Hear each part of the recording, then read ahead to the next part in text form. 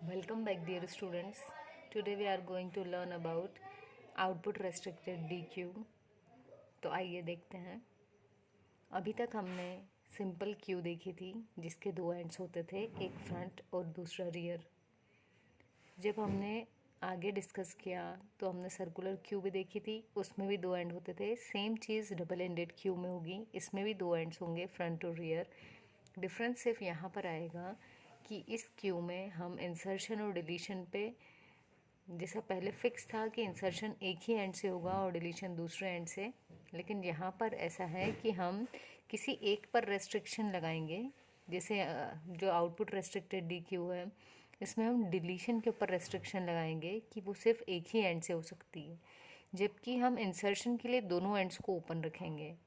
That means insertion हम दोनों and मतलब रियर और फ्रंट दोनों पर हो सकता है, लेकिन डिलीशन सिर्फ फ्रंट से होगा। तो वही चीज़ लिखिए यहाँ पर, here deletion is possible from only one end that is front. तो फ्रंट से ही सारे एलिमेंट्स डिलीट होंगे। There is no restriction on insertion in this queue, लेकिन इंसर्शन पर इसमें कोई भी रेस्ट्रिक्शन नहीं है। So values can be inserted from any of the two ends. तो जो दो एंड्स हैं हमारे फ्रंट और रियर, उन दोनों में से किसी भी एंड पर से वैल्यू को इंसर्ट किया जा सकता है। तो देखें, अब इस पे जो ऑपरेशंस हैं, टोटल 3 ऑपरेशंस परफॉर्म किए जा सकते हैं। पहला है इंसर्ट एट रियर, दूसरा है insertion at front, third is deletion from front. देखिए, रियर पे इंसर्ट और फ्रंट पे डिलीशन तो हमने सिंपल क्यू में भी देखा था। यदि आपको इन दो में कोई डाउट हो तो आप प्लेलिस्ट में जा कर के जो लीनियर क्यू है उसके इंसर्शन और डिलीशन ऑपरेशन को चेक कर सकते हैं एक बार। जो नया चीज़ है, इसमें नया फंक्शन है, वो है इंसर्ट एट फ्रंट एंड। तो वीडियो काफ़ी ज़्यादा लंबा ना हो इसलिए हम सिर्फ ये जो मिडिल वाला फंक्शन है जो कि नया है इसको डिस्कस कर लेते हैं। बाकी यदि कोई ऐसा है जिन्हें ये दो में भी कुछ डाउट हो या इसके बेसिक कंसेप्ट को समझना चाहते हों, तो वो जो हमारी डेटा स्ट्रक्चर की प्लेलिस्ट है उसमें सिंपल क्यू और लीनियर क्यू नाम से दिए हुए हैं इंसर्शन और डिलीशन ऑपरेशन, आप एक बार उसको ज़रूर से चेक करें। तो हम डिस्कस करते हैं इंसर्ट एट फ्रंट को। देखिए, हमारे पास एक क्यू थी जिसमें कुछ एलिमेंट्स इंसर्ट किए थे, ठीक है। फिर हमने पहले एलिमेंट को डिलीट कर दिया था। जब इसे डिलीट किया तो फ्रंट हमारा फर्स्ट वाली लोकेशन इंडेक्स को पॉइंट करने लगा और बाकी चीज़ें एज इट इज़ रहीं। तो अब जब हम इंसर्शन कर रहे हैं, ये तो था फ्रंट से डिलीशन, अब जो नई चीज़ देखना है वो है फ्रंट से इंसर्शन। तो यदि फ्रंट पर इंसर्ट करना है, इसका मतलब है कि अभी जो फ्रंट है उसके आगे आप किसी एलिमेंट को इंसर्ट करवा रहे हो, इसी को हम बोलेंगे फ्रंट पर इंसर्ट करवाना।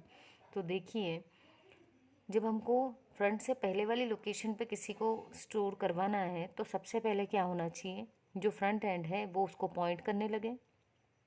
तो फ्रंट ज़ीरो को कब पॉइंट करेगा, जब हम फ्रंट को माइनस कर देंगे, डिक्रीमेंट। तो फ्रंट को डिक्रीमेंट किया और फ्रंट आ जाएगा आपका ज़ीरो वाली लोकेशन पे, और फिर हम जो नई वैल्यू है उसको यूज़र से स्कैन करवा लेंगे और यहाँ पर प्लेस कर देंगे।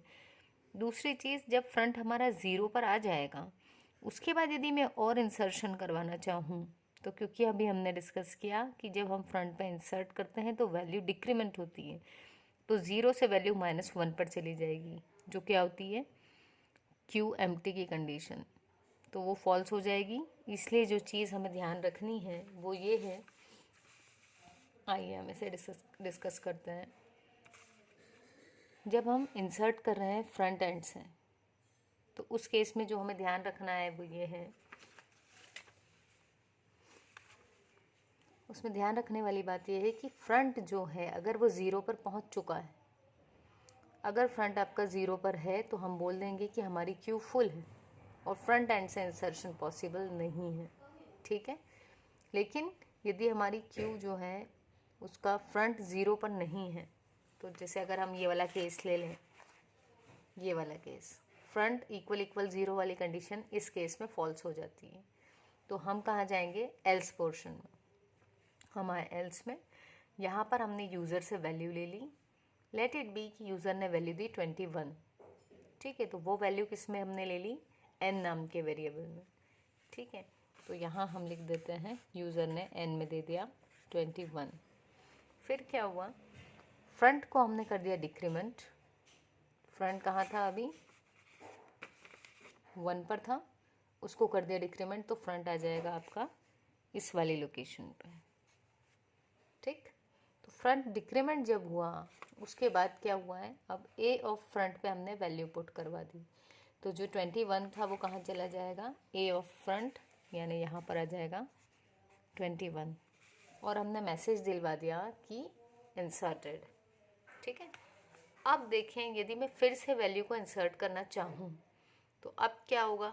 देखिए फ्रंट की वैल्यू 0 है, इस फंक्शन में आए, चेक किया, if front equal equal 0, condition हो गई ट्रू, तो हम यहीं पर बोल देंगे कि क्यू क्या है, फुल है। ठीक, और हम इस फंक्शन से बाहर हो जाएंगे। तो यहाँ जो आपको ध्यान रखने वाली कंडीशन है वो यही है कि जब हम फ्रंट से वैल्यू को इंसर्ट करते हैं और फ्रंट यदि 0 पर हो तो फिर क्या होगा, आपकी क्यू फुल रहेगी। राइट, तो आपके क्यू के लिए कंपलसरी है कि फ्रंट की वैल्यू 0 से बड़ी हो। यहाँ पर कहीं अगर फ्रंट रिसाइड करता है तो ज़रूर से हम फ्रंट को पीछे करवा करके, दैट इज़ डिक्रीमेंट करने के बाद उसमें वैल्यू इंसर्ट करवा सकते हैं। ठीक है, तो आई होप आपको समझ में आया होगा कि जब हम इंसर्ट कर रहे हैं फ्रॉम फ्रंट तो क्या कंडीशंस फॉलो कर रहे हैं हम। ठीक है, सो आगे नेक्स्ट वीडियो में हम देखेंगे input restricted DQ। Thank you.